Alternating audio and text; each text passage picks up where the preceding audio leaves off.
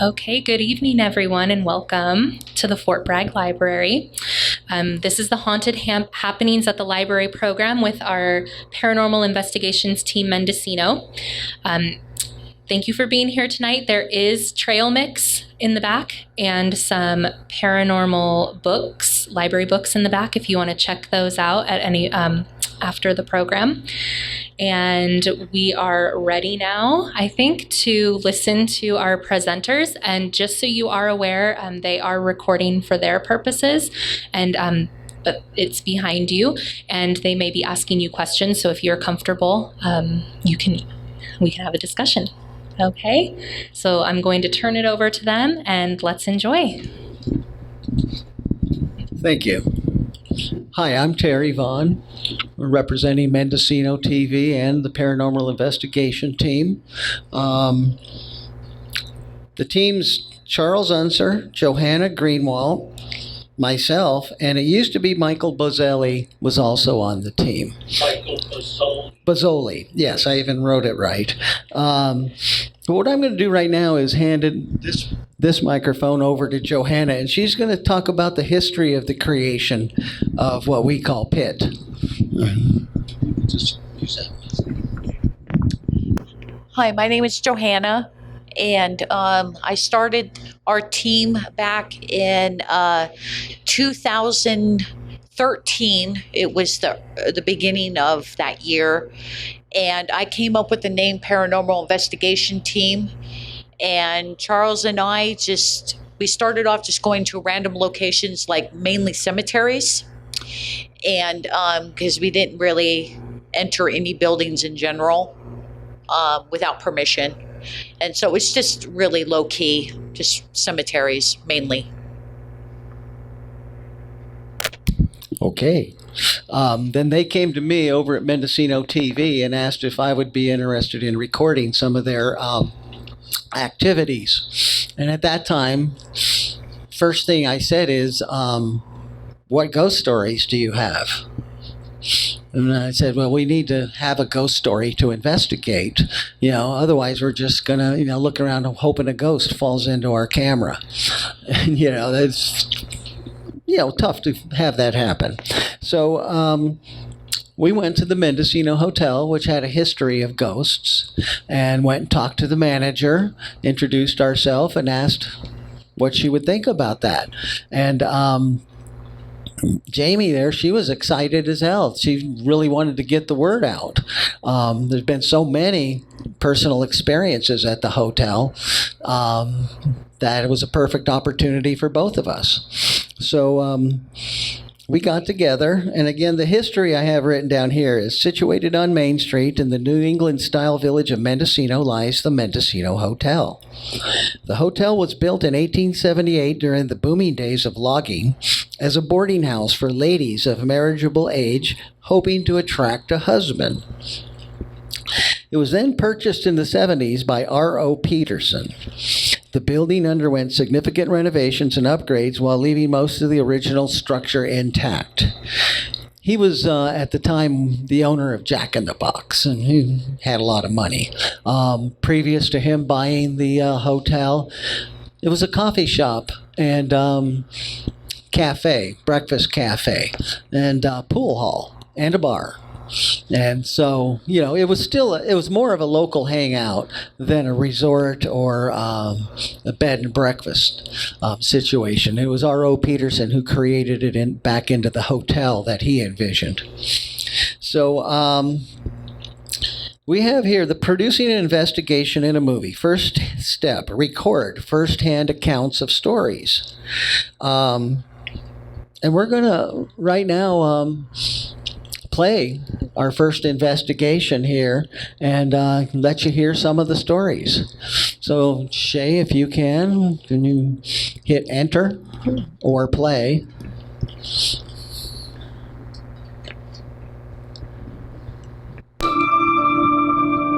Okay. Johanna, could you go turn the lights on?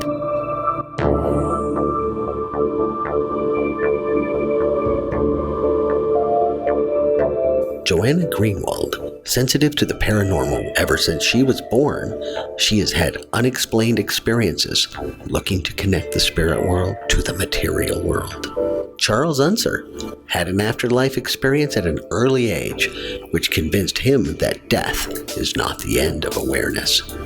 Michael Bozzoli, initially a skeptic who wants to prove that there is more to existence, he investigates the world of electromagnetic phenomena. Welcome to their world of paranormal investigations.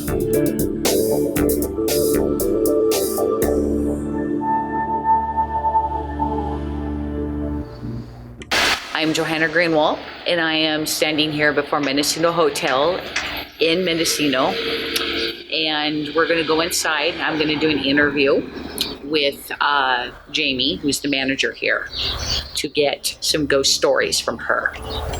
So let's go inside.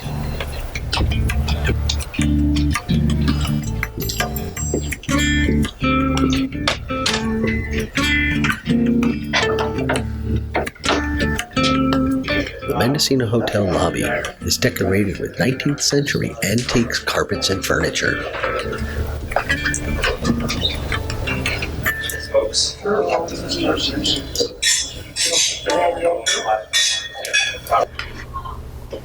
The manager, Jamie, is busy, so Johanna decides to do a little investigating for herself.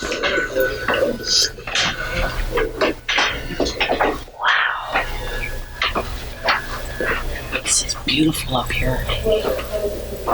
Never been up here before. She wants to get a feeling for the hotel before hearing stories that might affect her opinions.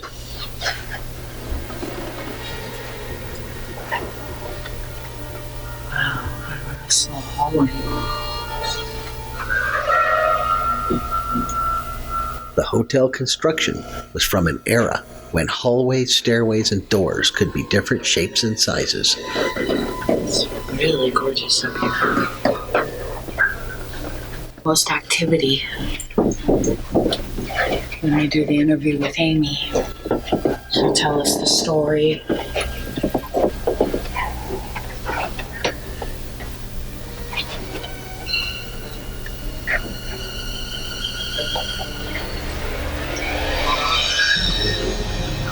Someone's in there.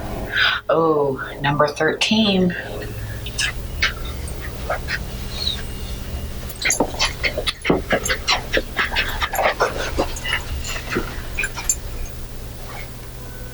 This door's open.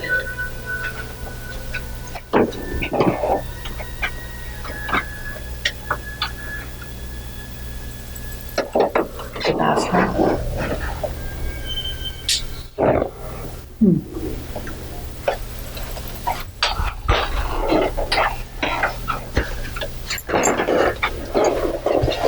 I was told that these rooms don't have bathrooms in them. So if you have to use the bathroom, you have to leave your room and use the bathroom that's in the hall. Johanna sees one more set of stairs and proceeds to investigate. This is the very first time I've been in here, this far into Mendocino Hotel. Now we're going to go upstairs now.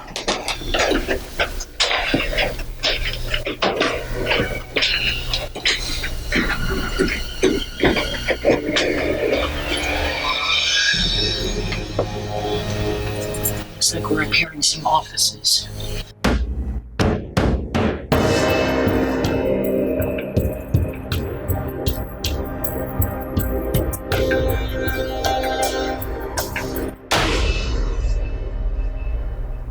Yep, that's me. I'm the Virgil Vittles jar.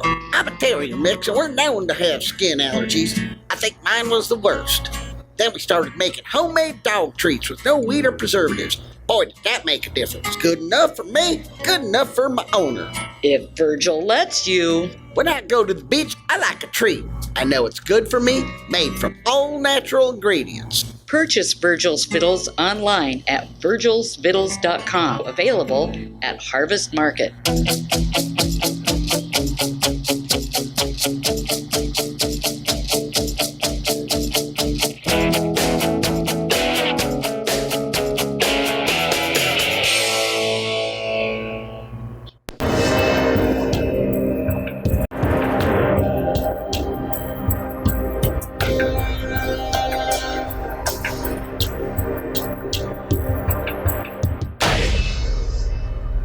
We've stumbled upon the accounting office while Looks looking like we're up around. here in some offices. There is absolutely someone, and I think there might even be something of animal nature with them. We know we have a child ghost that likes to run up and down the back stairs, and I have a suspicion that the child may have attracted a pet dog. Because we hear four-footed running in here, that it's not rodents or stuff like that. It sounds like a dog, and it sounds like somebody laughing and playing with the dog. My name is Johanna Greenwald. I'm with hi, Paranormal Johanna. Investigation Team. You say you've been hearing a little girl running up and down the stairs. Have you heard her speaking to you? No, not in words, not to us. I hear her talking, but it sounds very muffled. It doesn't. You can't clearly hear anything she's actually saying. I hear her giggling more than anything. Oh, okay. So Yeah. she sounds like she's a happy spirit. It sounds to like she's you. playing. She's playing. It definitely sounds like she's playing, especially with the way that she runs up and down the stairs. Okay. It's like she's running up and then running down, and running up and then running down, and running down. Ha, ha, ha, ha. Oh, okay. Yeah. So have you actually seen her? I haven't seen her. I've seen the lady at the tables down in the dining room, but I haven't seen the child yet. Okay. And you said there was a pitter-pat of a dog? Yes. Like, running around in the hall? Yes. Yeah. Absolutely. Have you heard like barking or whining or any of those I kinds of sounds? have, and at first I thought it was a guest who had snuck a dog in their room, and when I went downstairs, none of the rooms were occupied, so couldn't have been. Oh, that just gives me chills. Yeah. That's spooky. Oh, wow. Yeah. How exciting. It is. Has there been any other activity up here besides those two? Aside from the fact that there's periodically objects that go missing, and this is a locked accounting office. There's only 3 people in the company that have keys. So when we're not here, no one is here. And they tend to be gadgety kind of things. Like if somebody left a phone, and somebody left a phone on here, and it was on the desk, we knew where it was, remembered it, I'll get it when I come back. And it wasn't there. And it wasn't there, and it wasn't there. And at first we thought somebody had snuck in, and who took it, and oh my goodness, what happened to that phone? And the very next day, the phone was right back where it had been. And it was right here, not like buried under a piece of anything. It was right there. Was there, wasn't there, was there. So she likes gadgets. So do you think it might be the little girl spirit that's moving things around? I do. It feels like, ooh, look at what I got. I get to play with it. This is really I'm going to move it. Yeah, exactly. Would you know the little girl spirit's name? Did she have a name? I don't. I don't think anybody's ever quite pinned that down. And I see the lady in the dining room often in the dusk and dawn type of hours, and it's almost always just a periphery vision, and I see her in motion, and she does exactly the same thing every time I've seen her. Oh, wow. Yeah, she stands up from the table, steps aside like she's going to greet someone, and then she evaporates.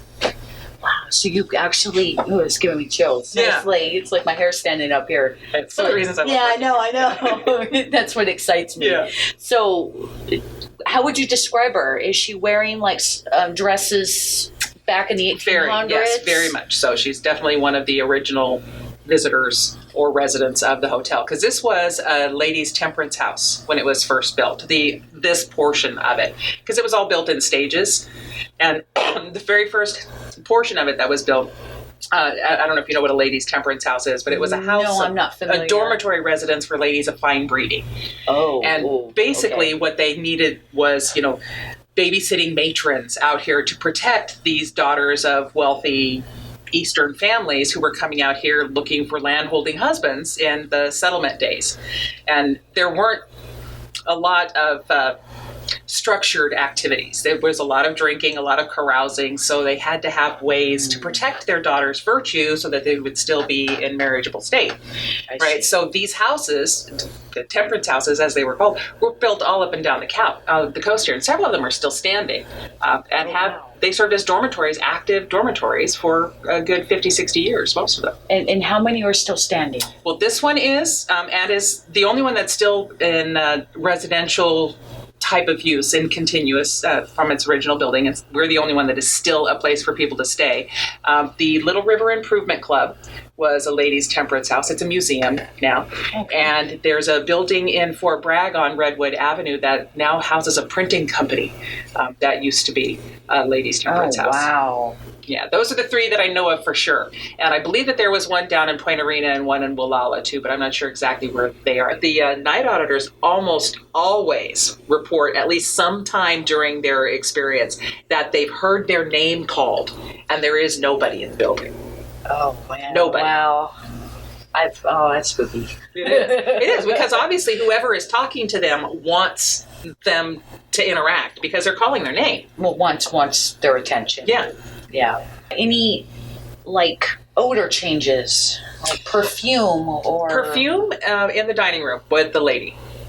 Yeah, and it smells like a mixture of a rose lavender water. Okay.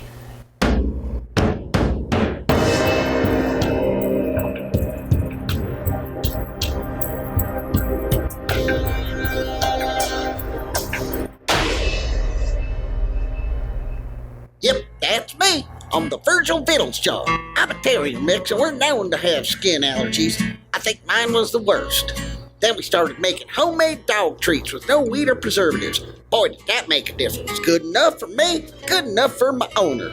If Virgil lets you. When I go to the beach, I like a treat. I know it's good for me, made from all natural ingredients. Purchase Virgil's Vittles online at virgilsvittles.com. Available at Harvest Market.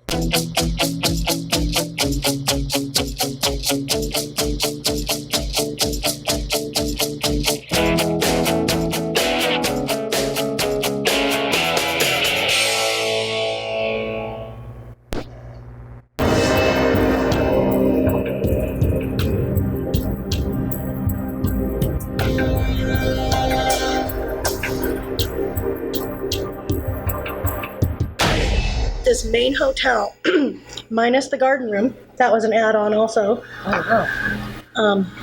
It's 1878. Oh, it's just like I said before, it's just gorgeous in here.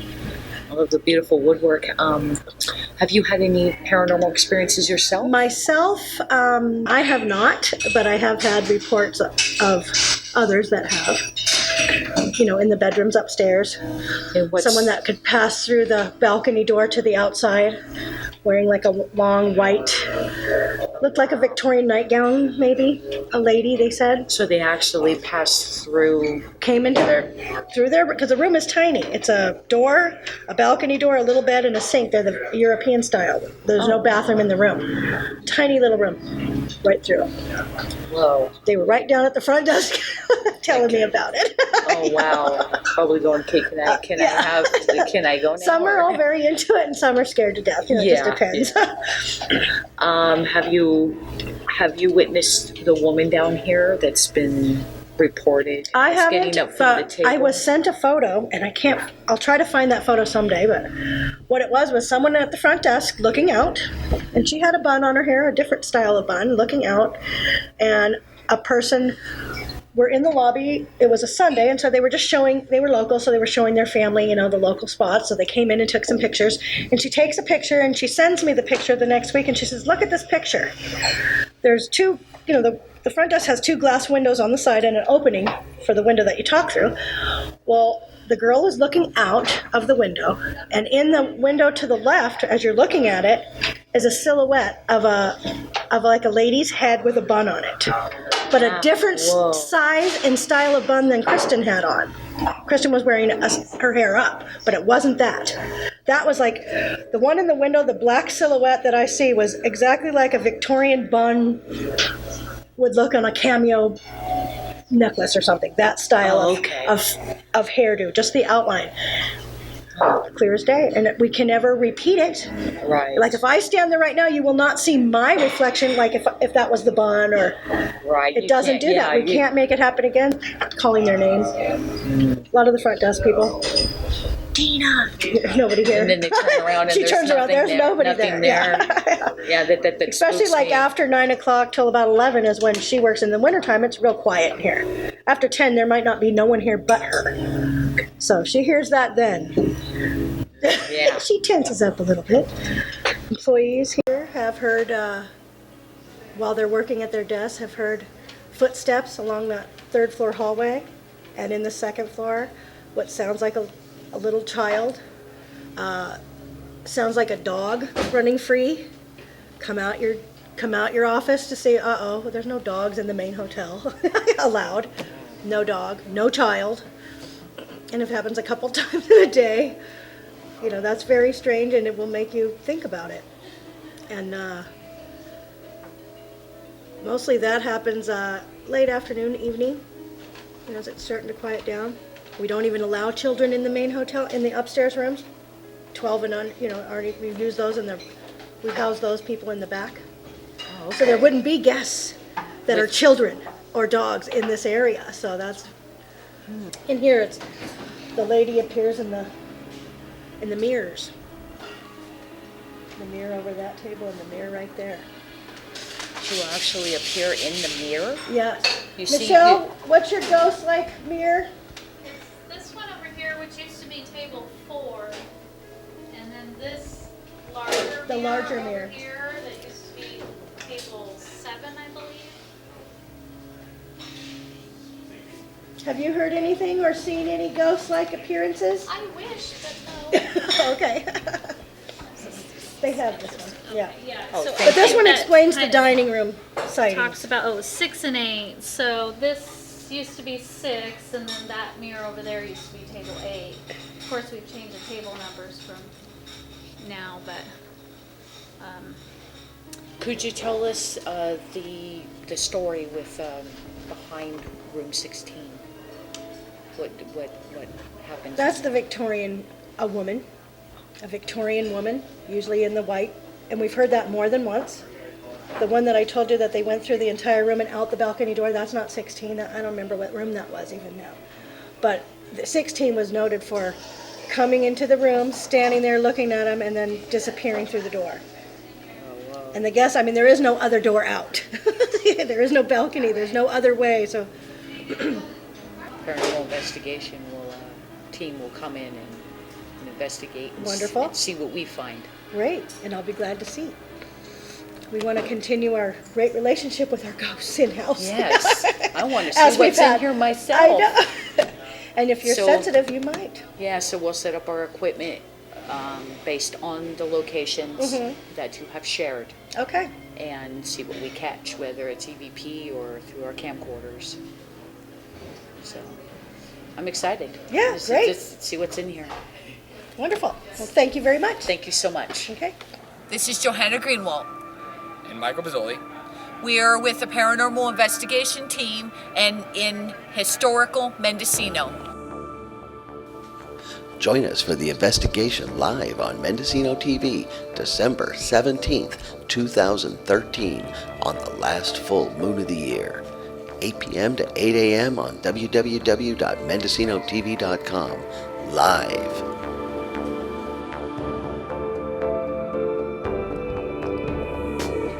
Yes, Shay, you can just go from there into the video too.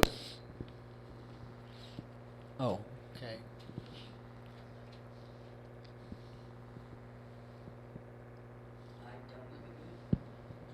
You should be able to just go, the next chapter.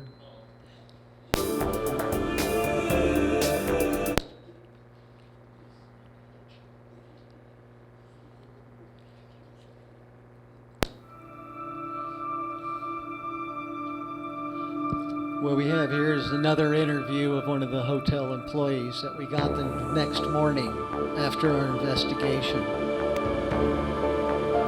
The lights started to flicker a little bit, and I didn't think anything of it. And then I hear, behind, above me, in the corner of the room, a man laughing at me. But it was like straight out of a movie or something. And I was like, somebody is playing a joke on me. I was the only one here, and it sounded like ho ho ho, like that, almost like Santa Claus, but I never saw anything. I just heard it and I totally felt it. It was so weird. Oh wow! And just that one time, and then it just everything got normal. Yeah. And our bartender Barbara, she's probably 58. She said that she's seen him before. When she was in here alone, it was really late, and she was the only person here, and it was in the Victorian room, and she saw him. He has a bowler hat, he wears a suit, he's heavier, and it's just, he's not a bad spirit, he's just, I think he's jolly.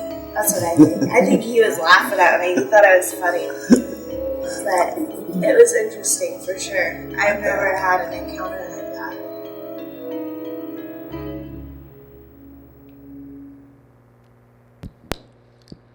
Okay, you want to hit stop there or pause? Yeah. Okay. What we're going to show you next is a capture from the infrared recorder that we had in the room, and some of the happenings of that night. So go ahead, Shay, and play that.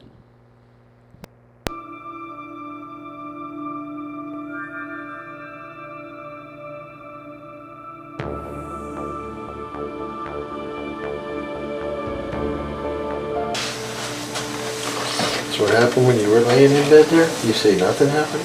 Nothing happened to me. I wasn't pinned in the bed, or I wasn't touched, or... Did you need to get a little bit of a cat nap? No. That's a shame. I started to, and then I...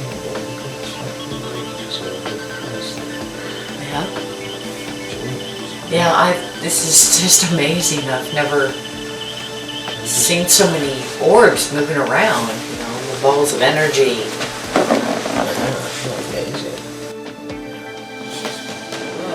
Whoa. Yeah, see? There's nobody in there right now. No, there's not. The room is completely empty.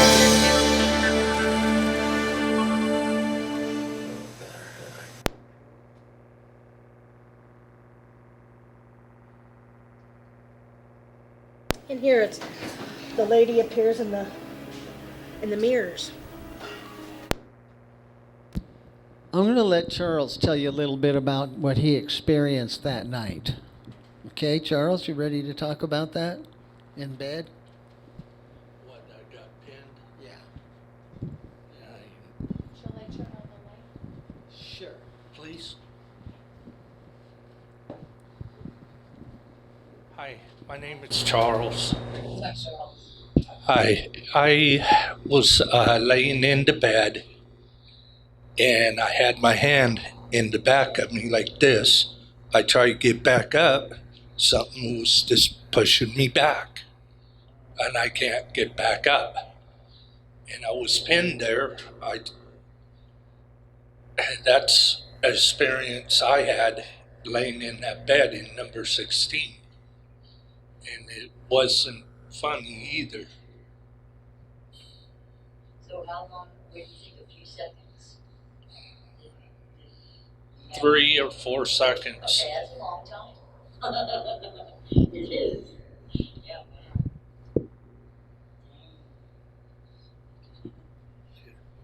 From there.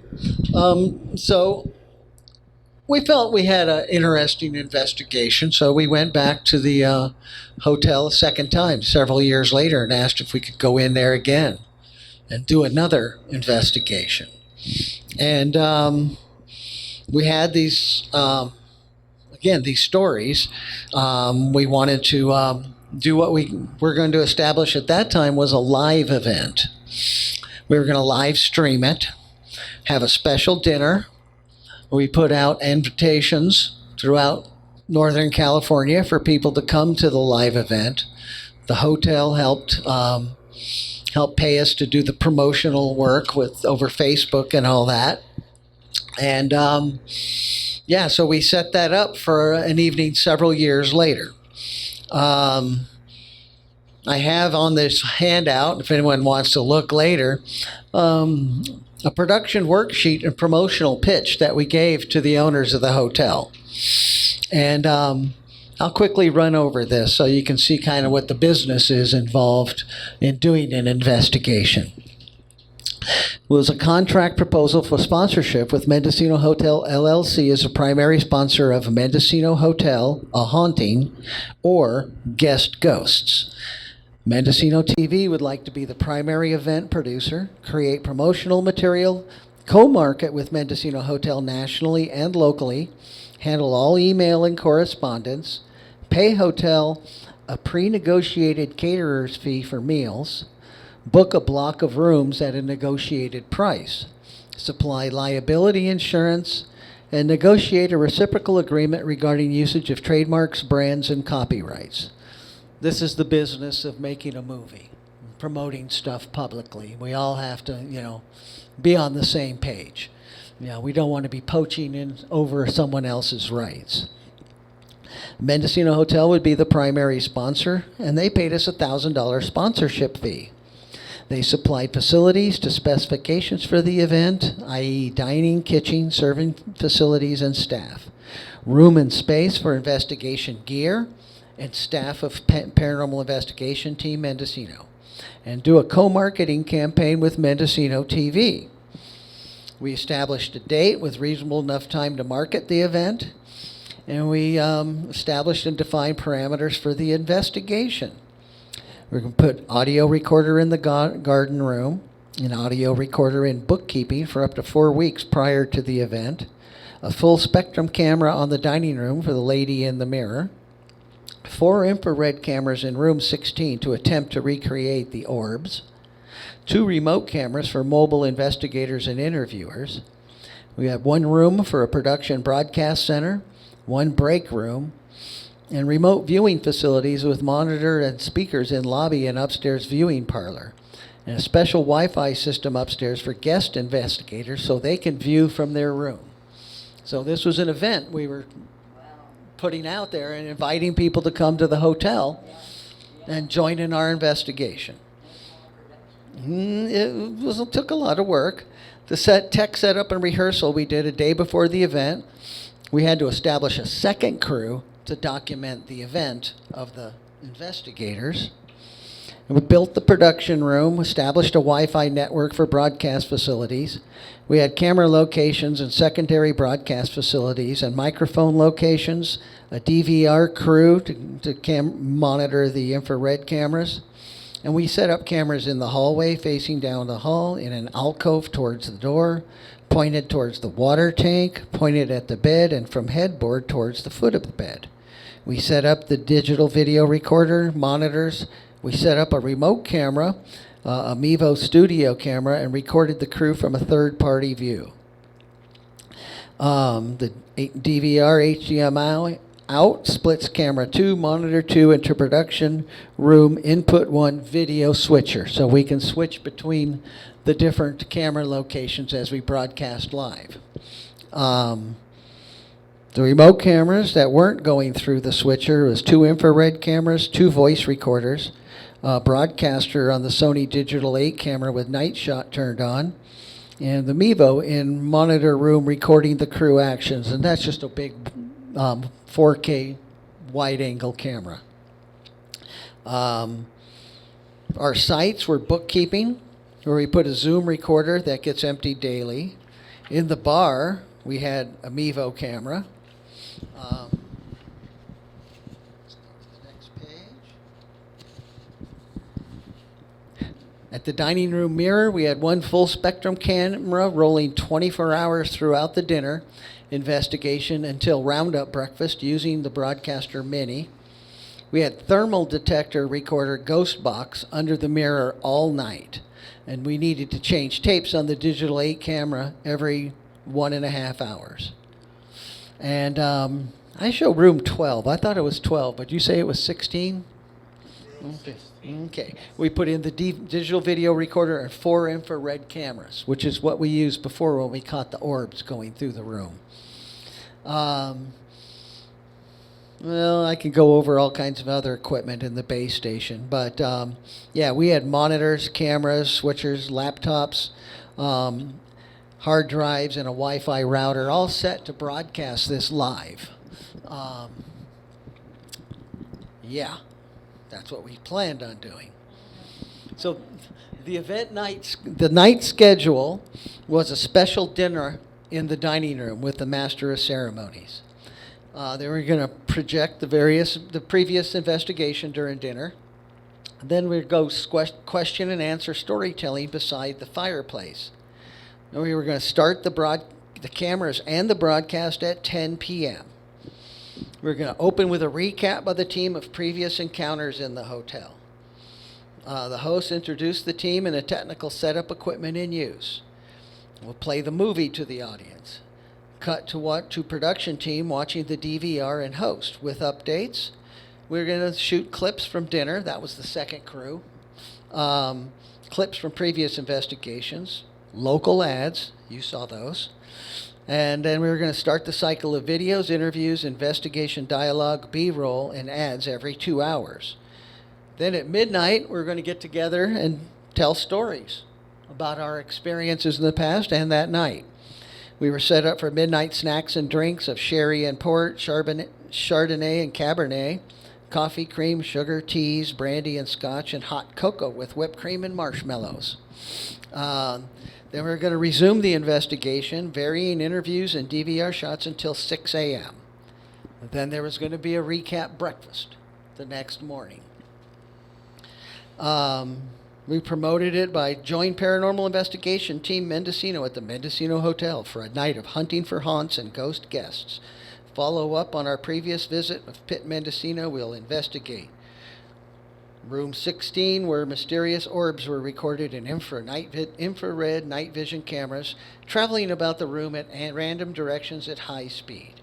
Guests reported sightings of a woman entering the room, turning to look at them, then turning towards the opposite wall and walks through the wall. The lady in the dining room, where a woman has been seen in mirrors at 2 different tables.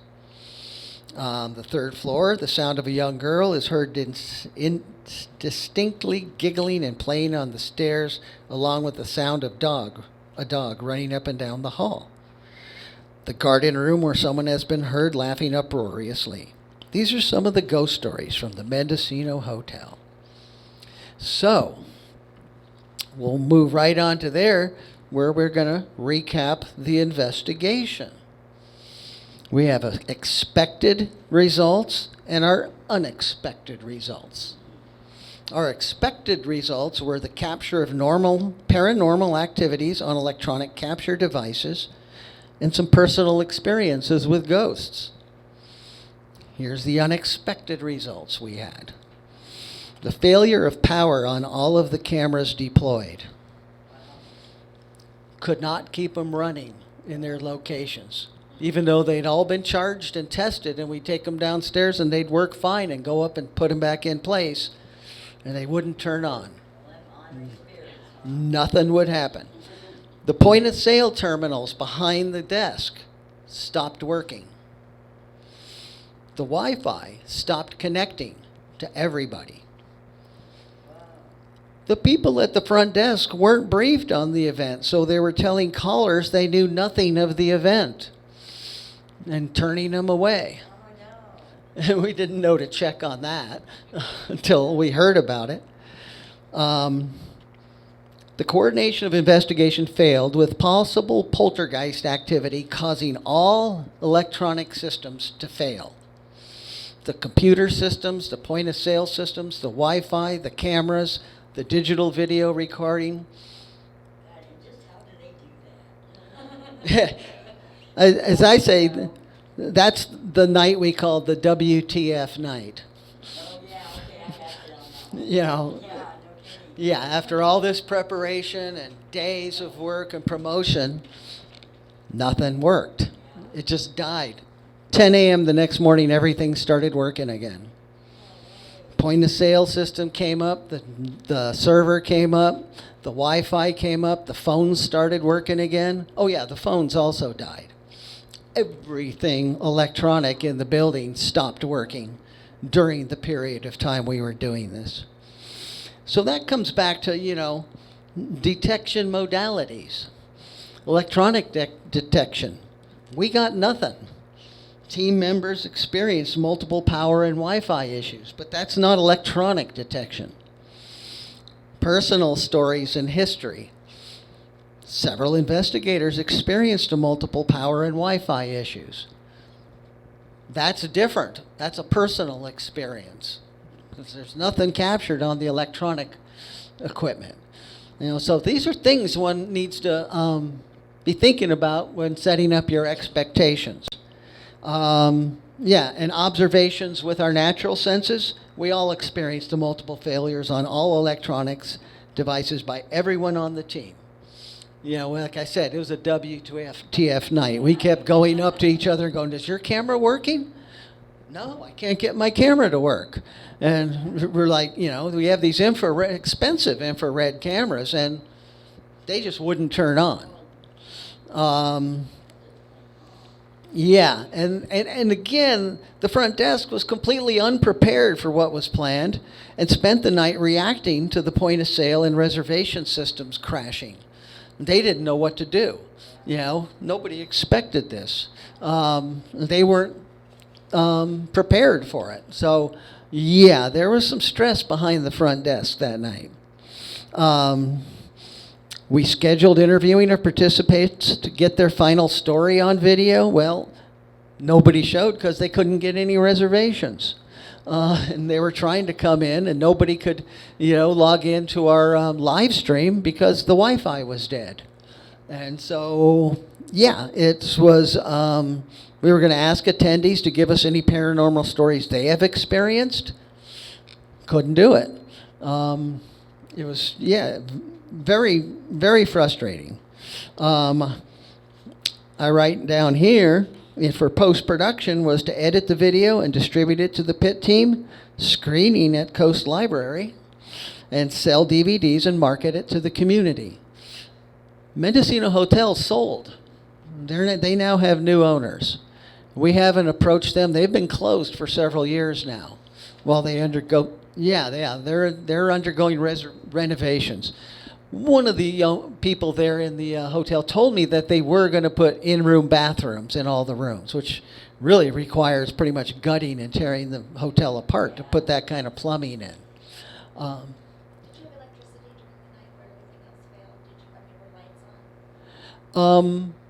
No, I think the lights worked, and we had a dinner there with us and the other crew people that were going to record us, and we had a great dinner.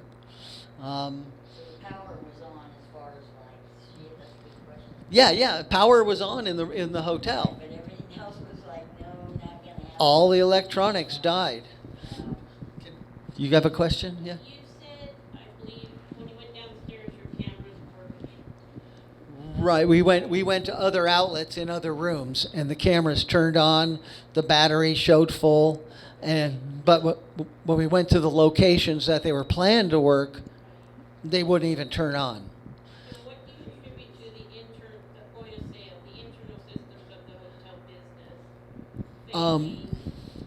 All I can say is, we attribute it from our experiences. Nothing to prove it, but poltergeist type activity, or a ghost, or something shutting down any electronics. Electrical, lights worked, the stove worked, basic stuff. We didn't lose power to the hotel at all. No, but even the servers went down. The whole network that we were relying upon didn't work. In the world of video, you're really lucky to, get like 80-90% success. Lately I've been at like 50% success with, live streaming and dealing with all the complexity of the different servers and trying to promote stuff and get people to the site and then follow the instructions how to log in. And I'm sure all of you have had some experiences with Zoom and watching government meetings. Well, that's been a big learning curve that's been forced on everybody due to COVID. And still a lot of people are not comfortable with that. And it doesn't always work. It's complex. There's a lot of moving parts that have to be put together and move all at once. Yes? Charles and Johanna have peripherally tried one other building? That was the Hill House, the one down in Mendocino. Oh yeah, the Hill House. And we went there and we talked to the owner there, and he passed away. He was a really nice guy. he showed us where everything was at, where the hot spots are, where we could set up our stuff at. And he told us where, like in some of the rooms, and there's some rooms you can't go in, and there's some you could. But you didn't get to, never got to do it? Yeah, we did. That's the only thing we couldn't go in the other rooms, what he told us. And I was, Johanna was upstairs. I was coming back down with the digital recorder, and I had a experience that somebody was walking on the side of me, and it sounded like a little, like something was rubbing, like little tassels on the, yeah, like coming down the stairs. I can hear that, and that's what I heard.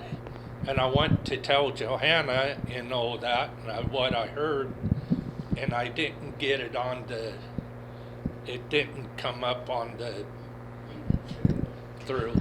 One time I was I believe it was upstairs, and it was kind of a dark room, and you could see where they had like stacks of chairs up against a wall and a door that had an exit sign over it. Well, we looked over the footage, and you can actually see a shadow go across that door where the exit sign was.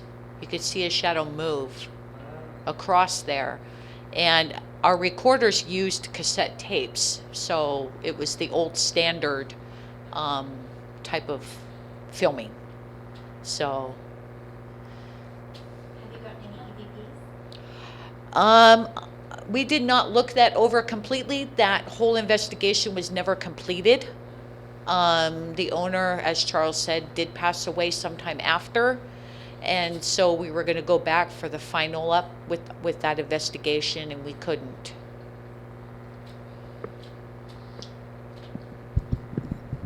One of the things we wanted to do was go around with a microphone with anyone who would like to tell us any experiences that they've had. And can I get your experience from you? My name's Susan Collins, and amongst other things, I'm a docent at the Kelly House in Mendocino.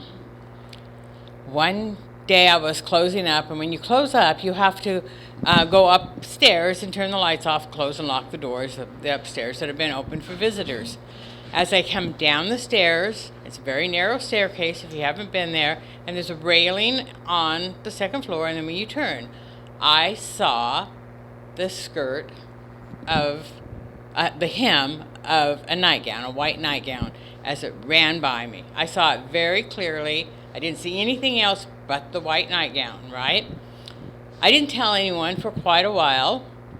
And then later on, talking to some of the other docents, were telling me, before I had told them this story, that a child had fallen down the stairs, broke her neck, and died on those staircases. Few months later, maybe years later, two guys come in. And I just thought they were normal visitors. They had some stuff on them, but I wasn't paying any attention.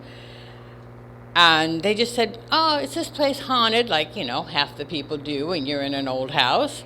And I started to tell them, I said, "Well, I've heard stories and I've seen things, but I didn't tell them anything about what I had seen." They go up the stairs. They get a hot spot on the staircase. They were actually investigators. That's what all the equipment on them was. An older guy and a younger guy, and that's where they found a ghost, as far as they were concerned. So yeah. So I always think about that when I'm down there. I still go down and docent once a month, and yeah. Yeah. Well, thank you. Appreciate you sharing that. Does anybody else have anything they'd like to share?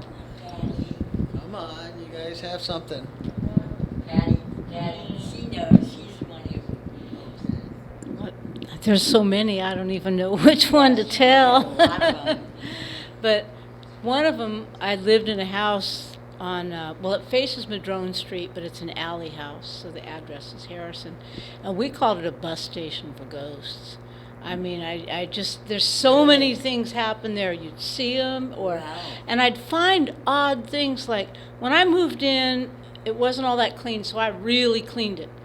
And so I know the shelves were spotless. And then I've been living there a little while, and I feel something up there. And there's like, it was a silver dollar, but it was like it was brand new, even though it was dated about like 100 years ago or something. You know, I mean, it was like, so things like that happened there. But one of the weirdest ones is my friend Stacy was with me. And we were at Glass Beach, and it was late at night. And we're sitting there, and this was before they built the houses out there. And we're sitting there, and we're looking out towards the ocean, and we see, it's almost like a whole town out there with like a little wooden walking bridge that went over to it. And we could see people passing back and forth in front of what looked like businesses, like with little lights shining, but they were more like gas lights. You know, they weren't regular lights. They were either candles or something like that. And we're both going, she's going, I'm going out there to see what that is. I said, don't. I said, just don't. Something was telling me, I said, don't. And we're going, did they already build those houses out here? We're going, what? You know, we're just like, it was that clear, you know. So we went down the next morning, and we didn't see anything. But then, gosh, a year or two later, this guy that my friend met, he starts talking about, he goes, you know, one night I was out at Glass Beach, and he goes, and I saw the oddest things, you know. He goes, I saw, it was almost like a little town out there, and he was describing the same stuff we had seen. And then later on, didn't she found a photo, somebody showed her a photo of some buildings that used to be out there. It was either, of course, since Fort Bragg, tell you, there's whorehouses out there. No, but, you know, it's like. And according to this man. Oh, man. And I think it burnt Chicken down. skin. And I won't swear this. Anyway, it was really odd because it was so clear. I think you're talking about the House of Ill Repute out on the island that the men would go spend their paychecks at. Yeah. But it was like we could see the shadows of people walking back and forth. Well, the history of that house was the Fort Bragg wives went out there and burned it down.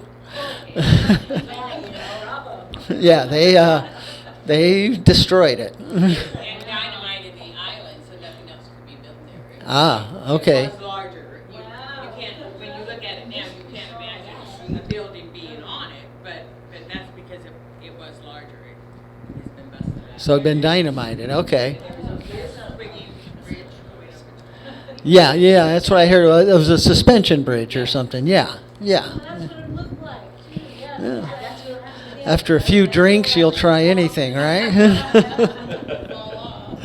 I was meant to ask you, did you hear? Didn't you guys hear? Or did anybody hear? I don't remember. It was so long ago. I thought it was when Stacy came. So, but does anybody else have any out-of-body experiences, paranormal experiences? Yes, maybe I do. When I was 11, I went down to Pudding Creek with a couple of older boys, and I thought I was going to die because I couldn't get back to the shore, and the other two were, I could see at times they had made it or almost made it, but I'm convinced I would have died if the boy that actually disappeared at that moment, his face was right in front of me, and it was stark white.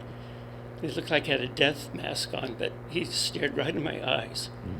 And at that point, I thought, I don't want to go that way, so I found a way to save myself. Wow. So the boys didn't make it? No, I never was found. Oh, really? Not your friend. Oh, wow. Your friend? One of your friends? Okay, so wow. And then he appeared, but right? Just for a few seconds or two. Yeah. Then a big wave crashed over. Wow. Yeah. You knew you had better keep going. Yeah, Pudding Creek can get rough out there, huh? Yeah. Right. Okay. I guess it's paranormal. I never figured out whether it really did or was this just apparition. My mind created. Well, that's going to be only up to you to decide. Yeah, we can't decide for you, but Yeah, there's a lot of unexplained things happening in the world, that someone else might see and explain in a different way. Somebody else, anyone else have any experiences? Okay. There we are. So, let's see, what did I want to talk about? I wanted to discuss, well, we were going to discuss what brought you here today in the first place. But it's probably good advertising. It's a good turnout tonight. I appreciate you all coming. Let's see. We have some other videos, but they're mainly repeats of the videos you've seen. But we've been talking about going down to the Kelly house and doing some sort of investigation. I would be interested to see what you would find there. But now I've already given it away as to where you're going to find something. So. Well, that's part of it. The idea that you're going to go out and a ghost is going to fall in your camera is kind of naive. It's just, it's, I just want to put this out there. I attended in Albuquerque, New Mexico, a few years ago, a paranormal society, Purple Sage Paranormal, I think is what they were called. They gave a presentation and they invited people to go out with them the following weekend. They were doing an investigation, and so I went with them, and we found some very interesting things happened. And I just wanted to, if you guys are going and you want some help or visitors, somebody here might be willing to go. Well, I think we're going to have to visit the Kelly house ourselves. And, I'm the belief that let's go where the ghost stories are. There's an elderly man who lives in Glass Beach, right when one of the houses there, and he walks, and this man walks to Glass Beach and back and forth and so on several times a day, as far as I know, to pick up any trash, and anybody who will stop and say hello and take time enough to listen when he says, "Hi, how are you doing? And here's what I've been doing." He'll tell you all these stories about the Mendocino coast, and including ghost stories. And we had already visited for a half hour or so when he said, "Well, I got to get going," and so did I. But I wanted to go. I want to go back and see if I can snab him and pump him for more stories. Yeah, take a recorder along. There you go. Thank you for that's. Okay. I wouldn't even thought of that. Yeah, there's also a recorded story that I've read about. It's called The Lady at Inglenook. And That sounds familiar. well, it's a lady that she's, walking along the road up in Westport. And people pull over to ask if she wants a ride, and she always accepts a ride. And when she gets in, she says she's looking to find her son down at Inglenook and wants to be dropped off in Inglenook. So they take her to Inglenook and drop her off, but nobody knows where she goes or who her son was. But there's been many travelers from Westport heading into town.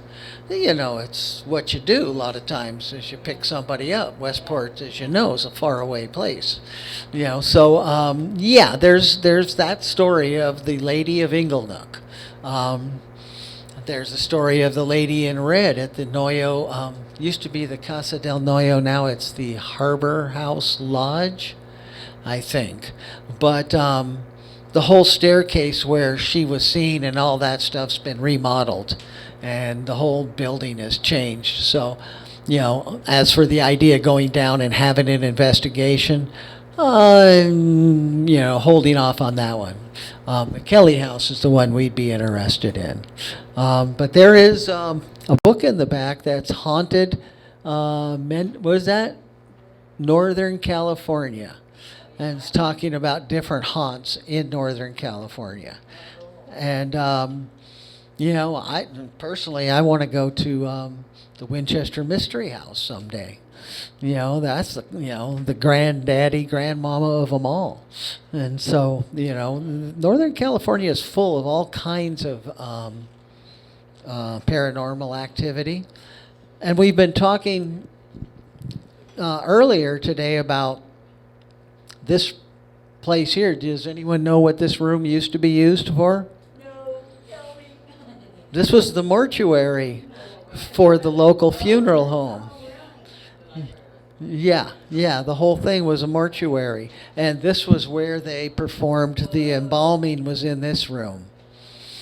So there's a possibility there could be a good investigation here too, depending on, everybody's experience. And it might not be hard to get the library to agree to it. So, keep an eye out on Mendocino TV. We'll be promoting more investigations, we hope, in the future. Terry? Johanna, would you want to cover some of the equipment we use? Yeah, first I want to share a story, a personal experience that I experienced straight from this library. I used to be an IHSS provider, so the person I was working for had got some DVDs from the library. And so she wanted to make sure that the DVDs were in the cases, as to making sure that the right product was with the right case. So I called here and spoke to the one of the librarians. I don't remember her name. And I explained the situation, and she said, hold on, let me go check and see if I can find what you were asking for. So she stepped away, and she had put the phone down. So I can hear another librarian talking to a guest, a man. I could hear it in the background. And there was this moment of silence, and then all of a sudden I hear, hello, through the phone. And it's giving me goosebumps right now. And I'm like, okay, that's not the librarian. So who spoke through the phone? And so I didn't say anything because I was kind of afraid to say something. And so I just waited till that librarian returned. And we finished our conversation, and I never said anything to the librarian of what I just experienced. So it was definitely a woman's voice that came through the phone that was not a librarian. So, and that was straight from this library. So I wanted to share that. You're welcome. Oh, I'm going to...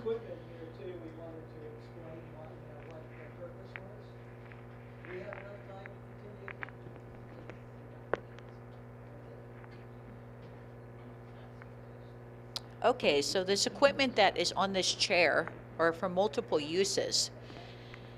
These two in the front are considered night vision camcorders. They don't have the best of lighting, so we have to use these to help support lighting, like if we're in a dark location. They don't really make it bright. It's not like $1,000 camcorder, so the lighting's not the best. This is called a FLIR, and when you turn it on, I'm going to turn it on here, and I'm going to give it a moment to warm up. It would show like blue is like it's cold, and it would show red where the hot spots are, and all different So colors. basically, it's basically just, it does your temperature.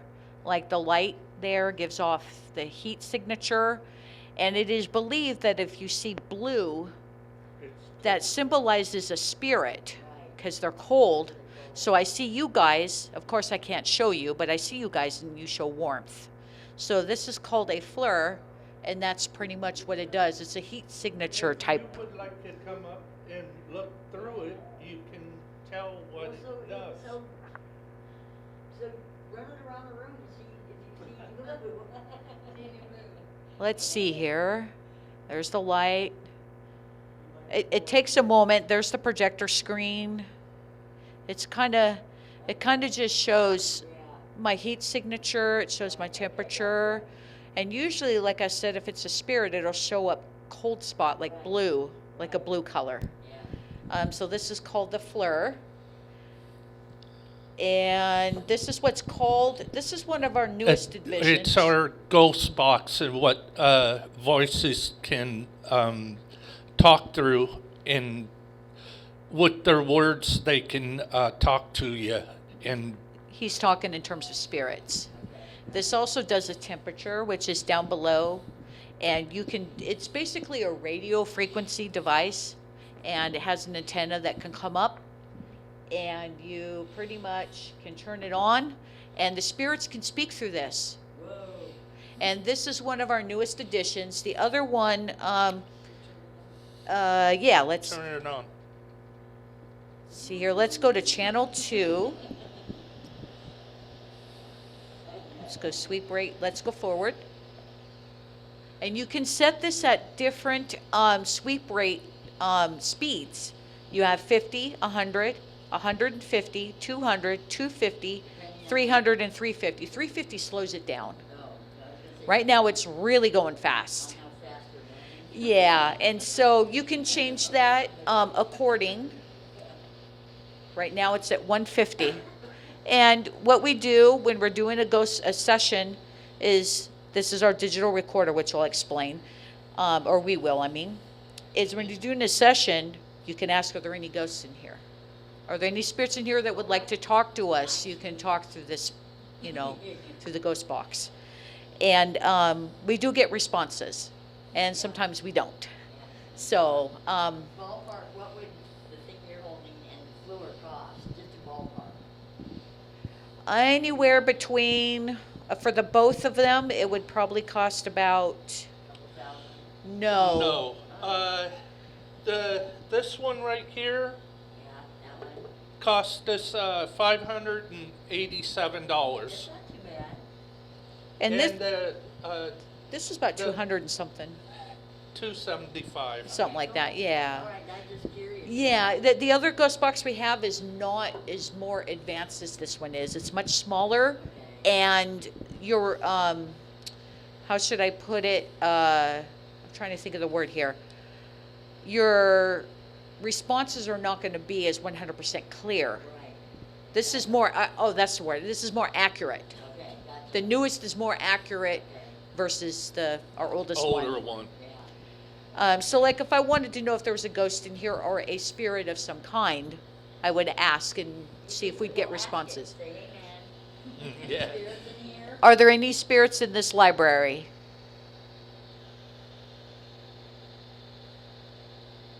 Who would like to talk to us tonight?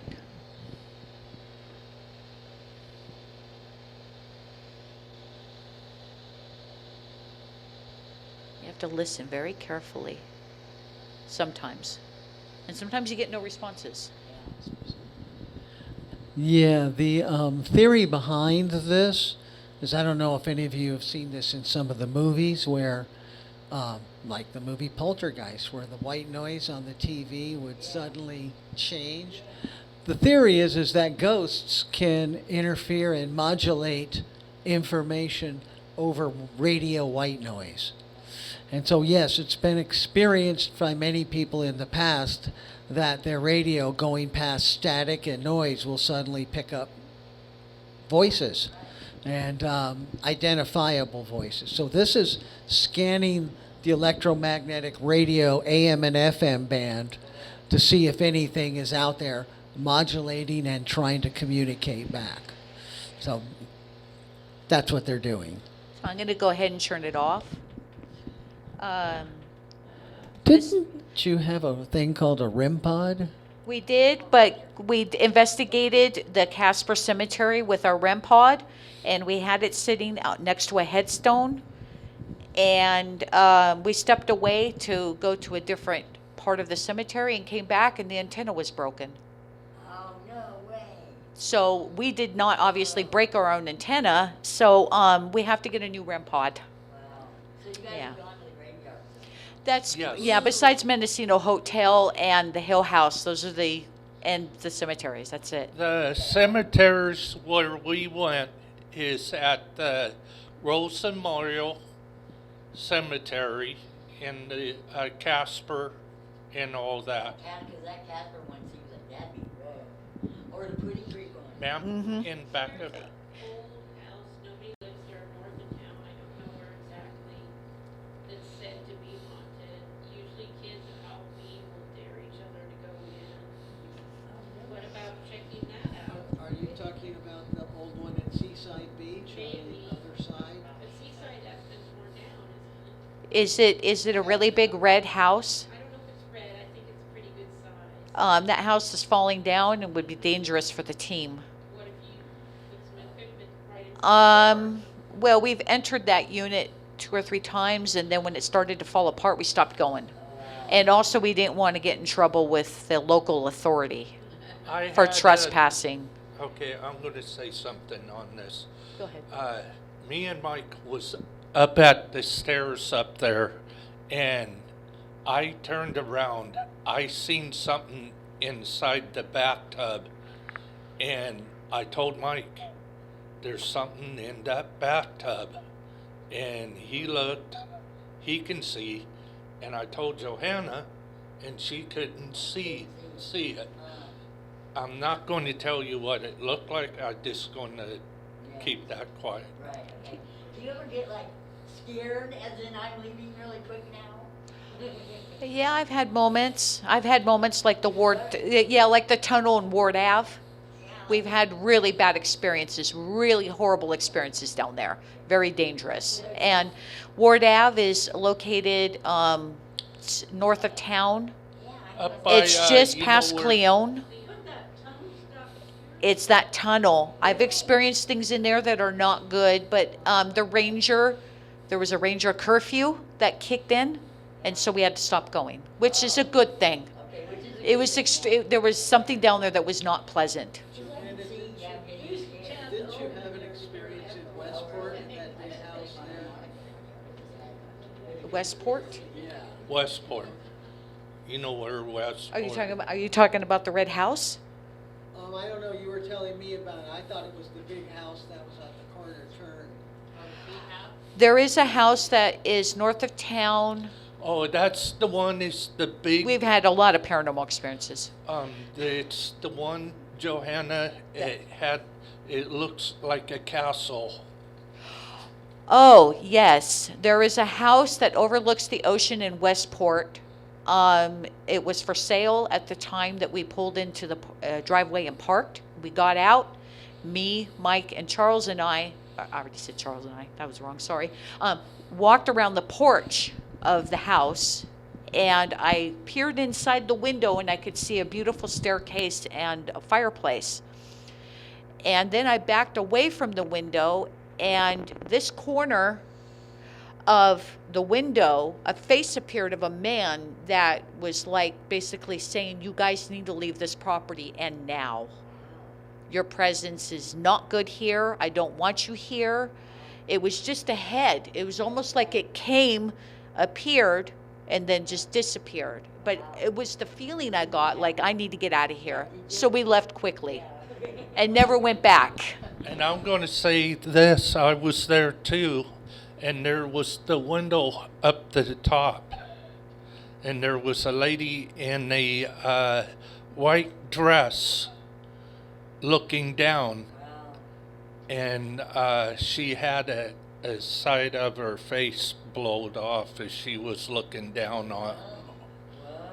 Yeah, he brought it to my attention, and unfortunately, not spirits always show themselves to me. So I didn't see what he saw, but I believed him.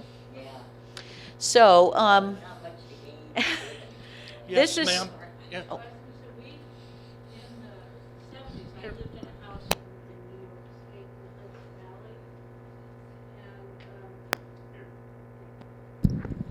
This house in the Hudson Valley where we lived had been built about the time of the Civil War, and it's seen better days. But this place was amazing. But when we lived there, my son, he's in his 50s now, but he was about 5, and there was things that happened there, but we didn't really talk about it. Well, he's telling me as an adult, he goes, that room that I slept in downstairs had this marble fireplace and stuff, and he's like, this woman used to come in there and tell me stories at night before I fell asleep.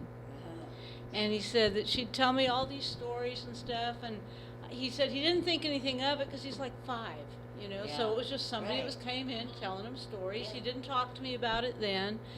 And I said, well, because I knew some stories about this house, and so I asked him, I said, well, what'd she look like? And he goes, well, she had on a white gown, like a nightgown, but her neck was all purple.